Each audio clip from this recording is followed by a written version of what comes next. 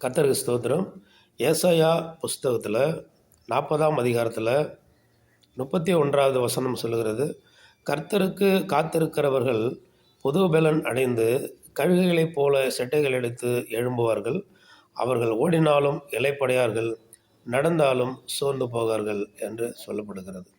கர்த்தருக்கு காத்திருக்கிறவர்கள் தான் இப்படி கழுகுகளைப் போல எழும்புவாங்க.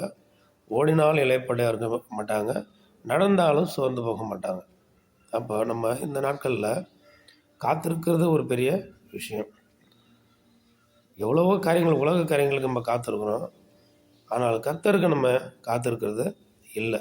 இது உண்மை தானே? இது நம்ம இன்றைய நாளில் அதிக நேரம் காத்திருக்க முடியல. ஆனால் எங்கே காத்திருக்கிறோன்னா, ஒரு உடம்பு சரியில்லை, மருத்துவமனைக்கு போகிறோம். போகிறதுக்கு முன்னமே முதல் நாள் என்ன பண்ணுறோம், இல்லை காலையில் அல்லது முதல் நாளில் டோக்கன் போட்டு வச்சுருவோம். டோக்கன் போட்டு வச்சுட்டு மறுநாள் போவோம். அங்கே போகும்போது நமக்கு டைம் ஆகிட்டா நமக்கு முன்னாடி போனவங்க பார்த்துக்கிட்டு இருப்பாங்க. அல்லது குறிப்பிட்ட நேரத்துக்கு போனாலும் கூட்டம் நிறையா இருக்கும். இப்போ ஒரு 50 பேர், 40 பேர், 30 பேர் இருப்பாங்க. அவளுக்கு எவ்வளோ நேரம் நம்ம அங்கே உட்காந்துருக்கணும் பாருங்கள். அந்த இடத்துல நம்ம காத்திருப்போம். ரொம்ப நேரம் காத்திருந்து அந்த மருத்துவரை பார்த்து அதற்குண்டான சிகிச்சையை நம்ம எடுத்துக்கிட்டு வர வரையில், ஏன்னா நமக்கு உடம்புல அவ்வளோ பிரச்சனை இருக்குது, மருத்துவரை பார்த்து ஆகணும். ஆனால் அங்கே காத்திருந்து ஆகணும். அதனால் என்ன பண்ணுறோம், நம்ம அங்கேயே நம்ம காத்திருக்கிறோம். எவ்வளோ நேரம் காத்திருக்கிறோம்? இதில் நமக்கு எல்லாருக்குமே இந்த அனுபவம் என்ன பண்ணியிருக்கோம், நம்ம எல்லாருக்குமே இதில் இந்த அனுபவம் நமக்கு உண்டு. ஏன்னா மருத்துவமனைக்கு நம்ம நிறையா முறை நம்ம போயிருப்போம். அங்கே பார்த்தோம்னா அவ்வளோ எவ்வளோ நம்ம காத்திருக்கோம். இதே காத்திருப்பு கர்த்தருக்கு, ஆண்டவருக்காக காத்திருக்கோமா? அவற்றை வேண்டுகிறோம், ஜெபிக்கிறோம். ஆனாலும் உடனே என்ன பண்ணிடுறோம், இப்போ ஜெபம் பண்ணிவிட்டு 5 நிமிஷத்தில் ஆண்டவர்கிட்ட பதில் நம்ம எதிர்பார்க்குறோம். அப்படி செய்வாங்களா? நம்ம இங்கேருந்து போனோடனே ஹாஸ்பிட்டலில் உடனே வாங்க அப்படின்னு சொல்லி உள்ளே கூப்பிட்டு நம்மளை மருத்துவம் பார்க்குறாங்களா? இல்லையா?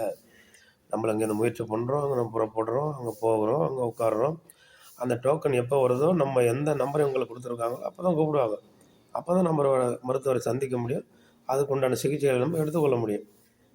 அதே போல் தான் ஒரு காய்கறி கடைக்கு போகிறோம், வீட்டுக்கு தேவையான ஜாமான் வாங்க மளிகை கடைக்கு போகிறோம். அங்கே போனாலும் கூட்டமாக இருக்கும். எப்படி இருந்தாலும் ஒரு 1/2 மணி நேரம் நின்று தான் நமக்கு தேவையான பொருளை நம்ம வாங்கிட்டு வரோம். காய்கறி கடைக்கு போகிறோம், அங்கே என்ன பண்ணுறோம், கூட்டமாக இருக்கும், நிற்போம். அப்போ தான் காய்கறி வண்டி மார்க்கெட்லேருந்து வந்து சில கடையில் இறங்கிட்டு இருக்கோம். ரொம்ப நேரம் வெயிட் பண்ணுவோம்.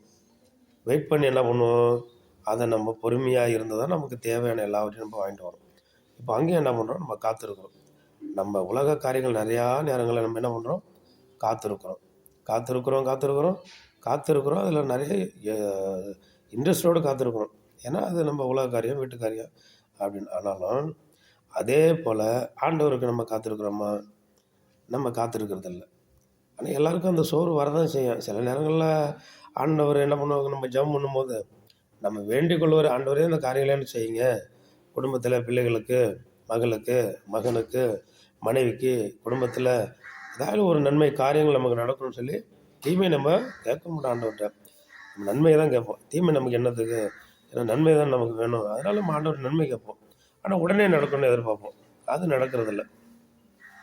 வீட்டிலேயே ஒரு தோட்டத்தில் நம்ம வைக்கிற ஒரு வாழை மரம் இருந்தாலும், ஒரு எலுமிச்சை மரம் இருந்தாலும், ஒரு மாமரமாக இருந்தாலும் ஏற்ற நேரத்தில் தானே கனி கொடுக்குது.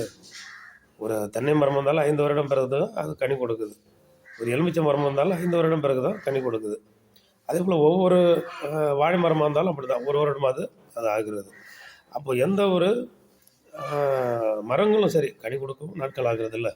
அப்போ என்ன பண்ணணும், அந்த மரங்களை நம்ம வந்து எப்படி நம்ம பராமரிக்கிறோமோ அதே போல் என்ன பண்ணணும், நம்மளை உற்று ஆண்டவர் கவனிப்பார். நம்மளும் ஒரு தோட்டத்தில், இந்த உலகங்கிற தோட்டத்தில் நம்மளும் ஒரு மரம் தான். அப்போ நம்ம கனி கொடுக்குற வாழ்க்கை அப்படிலாம் நம்ம இருக்கும்போது அப்படி தான் கர்த்தர் நம்மளை அதன்படி நடத்துவார். அதுபோல் நம்ம கர்த்தருக்கு நம்ம நிறையா இடங்களில் காத்திருக்கோம். ஆனால் கர்த்தருக்கு ஆலயத்தில் காத்திருக்கணும், ஜெபத்தில் காத்திருக்கணும், அவருக்கு துதியை செலுத்தணும், ஆராதனை செலுத்தணும், ஒரு மனமாக செலுத்தணும், ஒரு முகமாக செலுத்தணும், உண்மைகளை இருதயத்தோடு செலுத்தணும். இப்படிலாம் நம்ம ஆண்டவர் கீழ்ப்படிந்து அவருடைய கையில் நம்ம பலத்த கரத்துக்குள்ளே நம்ம அடங்கி இருந்தால் நன்மைகளை கட்டாயம் செய்வது. இன்றைய நாட்களில் நம்ம அவசரப்படாமல் பொறுமையோடு நம்ம ஆண்டவராகிய இயேசு கிறிஸ்துவுக்கு காத்திருக்கிற பொழுது நம்ம வேண்டிக் கொண்ட எல்லா விண்ணப்பங்களுக்கும் தேவன் கட்டாயம் பதிலை தருவார். ஆமென். அல்லேலூயா. ஸ்தோத்திரம், ஸ்தோத்திரம்.